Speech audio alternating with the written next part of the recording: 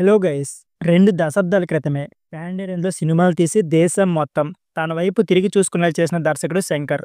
అప్పట్లో ఆయన తమిళ్లో రూపొందించిన సినిమాలు హిందీ, తెలుగు, ఇతర భాషల్లో భారీ విజయాన్ని సొంతం చేసుకున్న దాఖలైతే చాలానే ఉన్నాయి. అందుకే అన్ని భాషల హీరోలు శంకర్‌తో ఒక్క సినిమా అయినా చేయాలని కోరుకున్న సందర్భాలైతే చాలానే ఉన్నాయి. ఇక రామ్ చరణ్ సైతం శంకర్‌తో ఒక్కసారైనా సినిమా వర్క్ చేయాలని కోరుకున్నారట. 'గేమ్ చేంజర్' సినిమాతో తన కల సాకారమైందని రామ్ చరణ్ అయితే తాజా ఇంటర్వ్యూలో అయితే చెప్పుకొచ్చారు. తమిళ సినిమా ఇండస్ట్రీలో దిగ్గజ దర్శకుడు, అలాగే భారీ చిత్రాల దర్శకుడిగా పేరు సొంతం చేసుకున్న శంకర్ దర్శకత్వం వహించిన చాలా సినిమాలు తెలుగు, హిందీ భాషలతో పాటు అన్ని భాషల ప్రేక్షకులు మెప్పించాయి. ఆయన నుంచి వచ్చిన ప్రతి సినిమా కూడా ఒకానొక సమయంలో బాక్సాఫీస్ వద్ద సందడి చేయడం మాత్రమే కాకుండా, జనాల్లో కూడా మార్పు తీసుకొచ్చిందంటే అది మామూలు విషయం కాదు. జనాల్లో మార్పు తీసుకుని వచ్చే మంచి మెసేజ్ ఓరియెంటెడ్ సినిమాలను ఆయన రూపొందించిన గొప్ప దర్శకుడిగా నిలిచారు.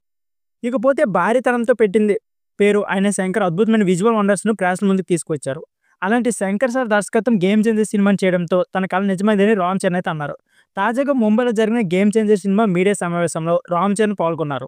ఆ సమయంలో రామ్ చరణ్ మాట్లాడుతూ తన శంకర్ సార్ దర్శకత్వం వహించిన 'నసబ్' సినిమా తెలుగు డబ్బింగ్ వెర్షన్ ప్రమోషన్‌లో నేను ముఖ్య అతిథిగా పాల్గొన్నానని, ఆ సమయంలో శంకర్ సార్‌తో తెలుగులో నాతో కాకుండా ఏ హీరోతోనైనా ఒక సినిమాని చేయొచ్చు కదా అని చెప్పాలనుకున్నా. కానీ ఆ సమయంలో నాకంత గట్స్ అయితే సరిపడలేదు. కొన్ని సంవత్సరాల తర్వాత నేను రామోజీ ఫిల్మ్ సిటీలో 'ఆర్ఆర్ఆర్' సినిమా క్లైమాక్స్ షూటింగ్‌లో ఉండగా దిల్ రాజు గారు ఫోన్ చేసి "శంకర్ గారు మీతో సినిమా చేయాలనుకుంటున్నారా?" అన్నారు. దిల్ రాజు గారు ఈ విషయం చెప్పిన వెంటనే నేను జోక్ అనుకున్నా. కానీ ఆయన నిజంగానే శంకర్ గారితో మీ సినిమా చేయాలంటూ చెప్పగానే షాక్ అయ్యానని ఆయన ఫోన్ చేయడం అన్నాను.